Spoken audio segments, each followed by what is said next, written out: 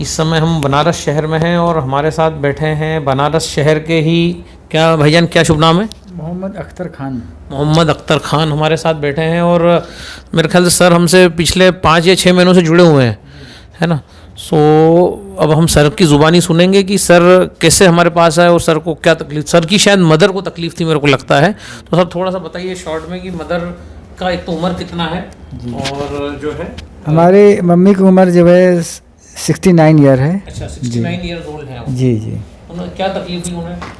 उनको सर 2010 में heart attack आया था। अरे वाह। तो हम बनारस के शुभम हॉस्पिटल में हमने उनको एडमिट किया था और 8-10 दिन ट्रीटमेंट होने के बाद वहाँ डॉक्टर साहब ने कहा कि हमको इनका हार्ट का एंजियोग्राफी करना होगा। उसको करके हम देखना चाहेंगे कि इनकी हार्ट की क्या कंडीशन है, क्योंकि इनकी तबीयत सही नहीं हो रही है।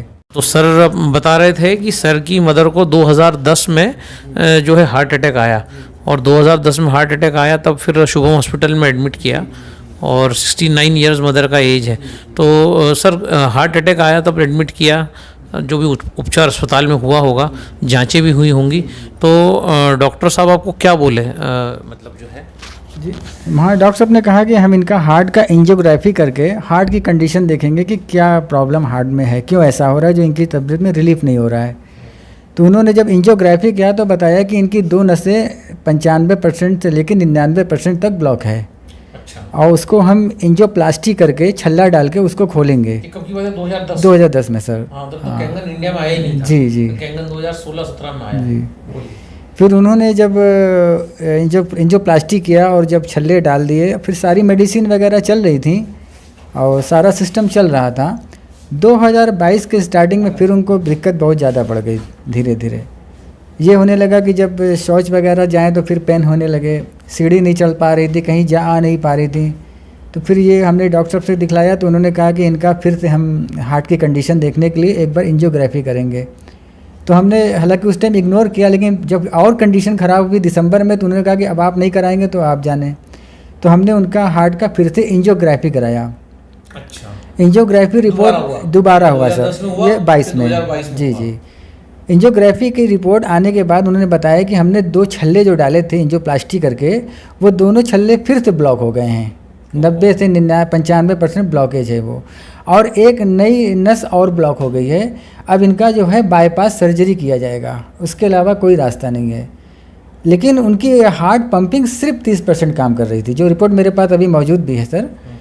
उसने क्योंकि चांसेस भी बहुत कम थे, क्योंकि 69 ईयर उनकी एज भी थी और हार्ट पंपिंग भी बहुत कम काम कर रही थी। तो सारे लोग, हम लोग डर गए। तो कुछ लोगों ने हमसे कहा कि 69 है। जी जी। अभी 2010 में तो और कम थी, मतलब 62 की एज में ही। जी जी हाँ, प्रॉब्लम हुई थी। 2010 और 58 मतलब जो है हाँ, और कम 58 जी। तो उसके बाद फिर जो है कोई बोला कि वेदांता लेके जाइए, कोई बोला पीजीआई लेके जाइए। तो हम लोग बहुत परेशान चल रहे थे कि अब क्या किया जाए, क्योंकि अगर से बाईपास कराते हैं तो फिर भी बचने के चांसेस क्योंकि कम हैं। तो हम लोग बहुत डरे हुए थे। तो हमारे पड़ोस में एक सुभान अली भाई हैं, उन्होंने हमसे कहा कि आइए आपको हम एक पानी दिलवाते हैं। हमारे कुनिया में मिंटू भाई हैं, वो बीमार लोगों को एक पानी पिलाते हैं जिससे लोगों को बहुत रिलीफ होता है। हालांकि उस समय हमको इस बात का यकीन नहीं हो रहा था, लेकिन उनके कहने पे फिर भी हम गए कुनिया और मिंटू भाई से हमने मुलाकात किया। उन्होंने हमें 3 लीटर पानी दिया और उन्होंने बताया कि इसमें से जो है 1 कप पानी 11.5 आने इमली के अंदर रात में फुला दीजिए। हमारा इमली वाला जो प्रयोग। जी जी। और उसको सुबह में आप जो है छान करके इनको पिलाइए। तो हमने करीब 10-15 दिन वो भी हमने किया और इनको जो है पानी पिलाने लगे। एक ही हफ्ता या 5 दिन बीता था कि ये बहुत ज़्यादा सर्दी पड़ रही थी और लगातार महीनों से धूप में नहीं गई थी बेचारी। अपने मनई से उठी और छत पे चली गई धूप में। अच्छा, कितना 7 दिन के अंदर ही? जी जी, 7 ही दिन हुआ था मात्र। 7 दिन में मतलब जी, इतना रिलीफ। मतलब चढ़ नहीं पाती थी? नहीं चढ़ पाती थी, 5 या 7 दिन भय थे। और तो हम फर्स्ट फ्लोर पे? हाँ, सेकंड फ्लोर पे। सेकंड फ्लोर जी, सेकंड फ्लोर तक चढ़ गए। जी जी जी। तो हमने वही, हम तो तुरंत दौड़े दौड़े हम क्या करें, अम्मी ऊपर कैसे चली गई। तो हमने पूछा कि भाई कोई दिक्कत तो आपको नहीं, क्यों ऊपर आप आगे बिना बताएं। तो बोले कि हमको थोड़ा कमजोरी है और सांस थोड़ा फूल रही है। तो हमने मना किया, हम कहा देखिए अभी आप ऊपर मत चढ़िए, डॉक्टर साहब ने मना किया है, एक भी सीढ़ी आपको नहीं चढ़ना है। फिर उसके बाद हमको ये समझ में आया कि ये पानी से काफ़ी रिलीफ है, अल्लाह का बहुत बड़ा एहसान है। फिर हमने इनको जो है पानी पिलाना स्टार्ट किया और बहुत आराम हो गया। फिर धीरे धीरे खाना पीना भी खाने लगे। लेकिन हम उनको जो है करीब 1-1.5 महीने तक भोजन में सुबह के नाश्ते में ये गाजर और सलजम और ये टमाटर है, सलाद जो है, प्याज है, हाँ सारी चीज़ों का सलाद बना के आटे में बिल्कुल उसको मिक्स करा देते थे। किंगन में धोते होंगे? हाँ जी, हाँ किंगन में आधा घंटा उसको फुलाते थे काट के। हाँ, जी 9.5 में जी, जो हमारा जो पेटेंट तरीका है जी, जो मेरा जो तरीका है जो कि हम सब्जियों को 9.5 pH के पानी में 20 से 22 मिनट भिगो के रखते हैं और उसके बाद जो है उसका यूज़ करते हैं। वही आपने भी वैसे ही किया होगा? जी हमने यही किया सर। तो हम जो है इसको जो है विदाउट ऑयल जी आपने सलाद रोटी खाना जी स्टार्ट करा दिया हमने, 1-1.5 महीना हमने कराया और फिर बहुत आराम हो गया। बाइक से हमारे साथ जाने आने भी लगी सब जगह। फिर मई के महीने में जब आप बनारस फिर आए थे 25 तारीख को, तो हमने आपके आने तो 2-3 दिन पहले ही फिर से जांच करा दिया था कि हम देखना चाहते हैं रिपोर्ट में क्या कंडीशन है, क्योंकि इतना अच्छा रिलीफ है। तो अल्हम्दुलिल्लाह हम लोगों ने जब इको कराया तो उसमें 45% हार्ट पंपिंग काम करने लगी। 30 का 45 हो गया। यस, डॉक्टर साहब खुद बिल्कुल जो है बहुत खुश हुए। हमारे डॉक्टर केपी सर हैं, बहुत अच्छे हैं। और हमने कोई मेडिसिन को हम बंद नहीं मने किया। जब उन्होंने 44% जब कंडीशन को देखा तो उन्होंने दवा को भी 40% कम कर दिया। क्या बात है। हाँ, दवा भी कम हो गई। और क्योंकि डायबिटीज़ की प्रॉब्लम भी उनकी धीरे धीरे हम क्योंकि चेक करते हैं हर हफ्ते में, डायबिटीज़ धीरे धीरे इतना लो हो गया था कि हम अब इस टाइम उनकी आधी टैबलेट डॉक्टर साहब ने कहा था खिलाने के लिए। अच्छा, मतलब उसमें भी फायदा हो गया? जी जी, 1.5 टैबलेट चल रही थी, अब आधी टैबलेट ज़ेरल M1 चल रही है। हालांकि 2 चलती थी पहले 1.5 टैबलेट। मतलब दवाई वो भी कम जी हो गई, जी, हार्ट की दवाइयाँ। हाँ, लेकिन सर 15-20 दिन से मैंने उसको भी बंद कर दिया है, क्योंकि हम लगातार चेक कर रहे हैं, बिल्कुल कंट्रोल है डायबिटीज़।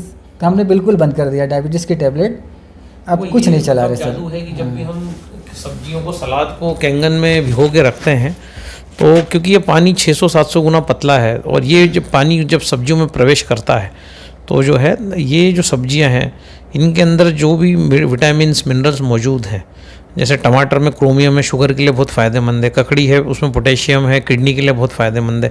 उसके बाद टमाटर हार्ट के लिए बहुत फ़ायदेमंद है। इमली का जो पानी जो हम 11:30 में प्रयोग करते हैं, ये हार्ट के ब्लॉकेज को बुरी तरह से धो देता है। ऐसा धोता है कि हार्ट एक छोटे बच्चे की तरह हो जाता है। तो ये हमारे जो पेटेंट प्रयोग हैं जो हम कैंगन के साथ करते हैं, कैंगन के साथ ही संभव है। क्रेटेनाइन हम देखते हैं कि 20-20, 22-22 क्रेटेनाइन जब हम धनिया पत्ता खिलाते हैं और कैंगन पानी में मिक्स करके वही भिगो के, जो हमारा पेटेंट फार्मूला है, तो हम देखते हैं क्रेटेनाइन 20 का 7 हो जाता है, 7 का 3 हो जाता है और आदमी नॉर्मल की तरफ शिफ्ट होने लगता है। जैसे इनकी जो मदर है, मतलब ईश्वर का बहुत धन्यवाद है कि जो है हमने जो सनातन प्रयोग किए और इसके पहले भी हम आसिफ भाई का कैंसर 12 दिनों में ठीक कर चुके हैं जो हमारे इंदौर के हैं। और ये प्रयोग ये तो हमारे जो है चल ही रहे हैं। अब बता रहे शुगर तक की गोलियां तक आधी करके बंद हो गई, तो अभी हार्ट की कोई गोलियां चल रही हैं कि अब सब बंद ही है? मतलब डॉक्टर साहब मतलब कम करते जा रहे हैं, मतलब ये भी अच्छा है। तो डॉक्टर अपने हिसाब से कम करे, बंद करे। जी, हमने तो अपने मन से नहीं करें सर। हम वो पैथी अलग है, ये अलग है, हमारा किसी से कोई विरोध नहीं है ना। पर ये पानी सहायक हो सकता है किसी चीज़ में, और कोई भी औषधि है तो वो डॉक्टर अपनी सलाह, अपना विवेक, अगर उसको ऐसा लगेगा कि ये ओके हो रही है 30 का 40, 45, अगर 50, 60, 70 पहुंच जाएगा तो हो सकता है कि आगे पीछे वो जो 50-60% गोलियां चल रही हैं वो भी बंद हो जाएं। क्योंकि अगर इतना फ़र्क है, और वो भी तब है जब आपके पास मशीन नहीं है, आप कहीं से पानी ले जाके पी रहे हैं, मतलब जबकि हाइड्रोजन 2 घंटे तक पानी में रहता है, उसके बाद उड़ जाता है, तो आप पानी ले जाते होंगे, कब पीते होंगे, कितना उड़ता होगा, उसके बाद भी इतना फ़ायदा दे रहा है। मतलब अगर आपके पास मशीन होती और ताज़ा पानी आप निकाल के पीते, तो मेरे को लगता है कि जो 40% गोलियाँ बंद हुई हैं, ये 40 की 60 और ज़्यादा भी हो सकती थी। क्योंकि इधर जो लाइव हम मशीन के पास गए, जैसे हम झरने के पास गए, ताज़ा पानी भरा, हम पी गए।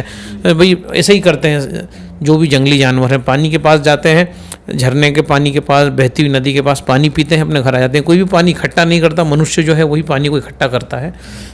तो ये जो है पानी ले जाके इस्तेमाल करने में ही इतना फ़ायदा है, तो अगर ये मशीन हमारे पास हो तो मेरे को लगता है कि फिर तो नायाब ही काम हो जाएगा। क्योंकि वो चीज़ ही अलग है। हम तो मतलब लोगों को कहते भी हैं कि भाई पहले इस्तेमाल करें फिर विश्वास करें, पर ये जो टेस्टिमोनियल है, पानी ले जाने से इतना फ़ायदा है, तो अगर मशीन हमारे घर में है, ताज़ा हम पानी लें, इमीडिएट पी लें, क्योंकि इसमें सूर्य और चंद्र दोनों बैलेंस होते हैं।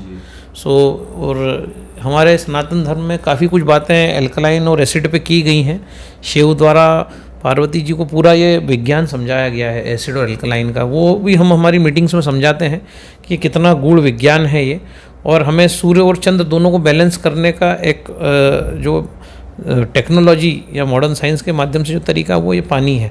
और ये भारत ने लाखों साल पहले इस पे जो है शंकर ने पार्वती को बता दिया था कि ये अगर एसिड और एल्कलाइन का बैलेंस आपने मेंटेन कर लिया तो आप कितना जीवन में आगे बढ़ सकते हो। धन संपत्ति, वैभव, सुख, शांति, शरीर की बीमारी, रुग्णता, इन सबको ख़त्म किया जा सकता है अगर ये सूर्य और चंद्र एसिड और एल्कलाइन के बैलेंस पर आप मेंटेन करना सीख जाओ। तो हमने इनके शरीर में भी वही किया। इनका एसिड बढ़ा हुआ था तो हमने जो है इनका जो है सूर्य बढ़ा हुआ था तो हमने जो जब चंद्र को बढ़ाया इस पानी के माध्यम से, तो वो जो संतुलन आया उससे ही वो 30% हार्ट 45 तक पहुंचा। उधर भाईजान की किडनी में जो ब्लड आ रहा था, जो इनके यूरिन में जो भी था, वो जो है, क्योंकि किडनी का भी वही काम है एसिड को फेंकना, एल्कलाइन को पकड़ना। और जब हम बार बार एसिडिक चीज़ें खाते हैं, गेहूँ है, चावल है, दाल है, सारी चीज़ें, दूध है, सभी एसिडिक है। तो जब हम कुछ शारी खा ही नहीं रहे हैं तो ये चंद्र कैसे मेंटेन होगा, मतलब हो ही नहीं सकता, कोई तरीका ही नहीं है। क्योंकि ज्वार एल्कलाइन है, उसके बाद आपका पत्तियाँ एल्कलाइन है, उसके अलावा सब चीज़ें एसिडिक हैं। तो जब अनाज एसिडिक है, तेल एसिडिक है, दूध एसिडिक है, इसके अलावा नॉनवेज एसिडिक है, तो सब एसिडिक है। तो भाई सूर्य तो बढ़ गया तो चंद्र का क्या होगा? चंद्र डाउन हो गया तो चंद्र जितना डाउन होगा उतना जो है आपका पूरा जो ओवरऑल जो हेल्थ है वो डाउन होगा। आपका आप आर्थिक रूप से भी जो है आप रुग्ण हो जाएंगे, कमज़ोर हो जाएंगे, शारीरिक रूप से भी कमज़ोर हो जाएंगे। तो जो बैलेंस है ये हमें इस पानी से मिलता है। सो थैंक यू भाईजान, दोनों ही भाईजान को थैंक यू। सर एक चीज़ कहना चाहूँगा। हाँ सर, हमने अपनी माताजी की दवा से कोई कम्प्रोमाइज़ नहीं किया है। जो डॉक्टर दवा लिखे हैं सारी दवा उनको हम देते हैं। हाँ, लेकिन दवाएं नहीं, कभी नहीं। डॉक्टर खुद ही अपने मन से कम जी, उन्होंने अपने मन से कम किया सर। यही ताकत है कि भाई जो है हम क्यों खुद कुछ करें, हम क्यों डॉक्टर को चैलेंज करें। डॉक्टर का अपना एक्सपर्ट है डॉक्टर, और बहुत अनुभवी होते हैं। हज़ारों लाखों रुपए लग जाते हैं डॉक्टर बनने में, करोड़ों लग जाते हैं भारत में। तो 10, 12, 15, 20 साल के तजुर्बे होते हैं। तो डॉक्टर का काम डॉक्टर ही करेगा और वो उसी को करना है। बस हम तो ये कहते हैं कि बस अपना पानी बदल दो। क्योंकि जब मछलियाँ बीमार पड़ती हैं, जब हम घर में एक्वेरियम में मछलियाँ रखते हैं तो हम क्या करते हैं, पानी बदलते हैं ना कि मछली को कोई हम एंटीबायोटिक खिलाते हैं या कुछ खिलाते हैं। तो एक नैसर्गिक रूप से हम पानी को सही करें शरीर के, और जो है फिर डॉक्टर की जो दवाई है वो अपना काम और अच्छे से कर पाएगी। अगर ये पानी हमारे शरीर में अच्छा पानी है तो बड नेचुरल दवाई भी जो है तेज़ी से अपना काम कर पाएगी। सो ये कॉम्बिनेशन है, यानी ये बंद कर दो वो चालू कर दो भाई। पर ये है कि संतुलन, ना बस अगर बैलेंस की बात है, यहाँ पानी अच्छा है, बैलेंस पैदा करेगा। तो न तो हमने आपको भी नहीं बोला था कि दवाई छोड़ो, ना आपको बोला था, बाकी आपने आपके मन से दवाई छोड़ी। तो 15 दिन में 2 लाख रुपया लग गया। आपका भी मेरे ख्याल से काफ़ी पैसा लगा होगा अस्पताल में। सो लगता है पैसा जब शरीर जब बीमार होता है, क्योंकि 512 करोड़ का ये शरीर है, बहुत महंगा शरीर है। इसलिए जो है महंगे शरीर को महंगी चीज़ ही चाहिए। जितनी भी सस्ती चीज़ें हैं सब बीमार करेंगी, है ना। जो भी बर्गर है, पिज़्ज़ा है, फास्ट फूड है, जंक फूड है, आपका रिफाइंड ऑयल है, ये सब चीज़ें सस्ती हैं। तो सब सस्ती चीज़ें शरीर को बीमार करेंगी। और जो है संतुलन तभी आएगा जब महंगे शरीर में कोई ऐसी चीज़ जाएगी जो बेशकीमती हो। जैसे ये पानी झरने के पानी जैसा है तो ये बेशकीमती है। तो जब बेशकीमती चीज़ शरीर में जाएगी तो ही शरीर का कल्याण होगा, शरीर जो है वापस से मजबूत होगा। Thank you sir. एक सवाल पूछना चाहेंगे। मान लीजिए पानी अगर जिसके पास नहीं है वो क्या भोजन में ले जिससे उसके बैलेंस बना रहे? देखिए, पानी अगर उसके पास नहीं है ये वाला, तो पानी का तो अपना बहुत अभूतपूर्व रोल है, क्योंकि पानी ये झरने जैसा है। अब उसके पास अगर ये पानी कॉरपोरेशन का है या बोरिंग का है, अब बोरिंग का पानी तो 1000 TDS 700-800 का होता है। हमारे सेल का TDS 200 है, तो 200 से TDS के ऊपर तो हमें पानी पीना ही नहीं चाहिए। तो उसके लिए हमने RO लगा दिया, RO ने TDS कम कर दिया। अब TDS तो कम किया, जो बोरिंग के पानी में जो अच्छे मिनरल्स थे वो भी उसने, कैल्शियम है, मैग्नीशियम है, पोटेशियम है, सब निकाल दिए, है ना। तो भाई पानी में कुछ बचा नहीं, वो नाम का पानी है, वो हंग्री वाटर, उसको भूखा पानी कहते हैं या डेड वाटर कहते हैं, मरा हुआ पानी कहते हैं। तो वो हंग्री वाटर अगर हम पिएंगे तो शरीर प्यासा हो जाएगा, शरीर डिहाइड्रेट हो जाएगा।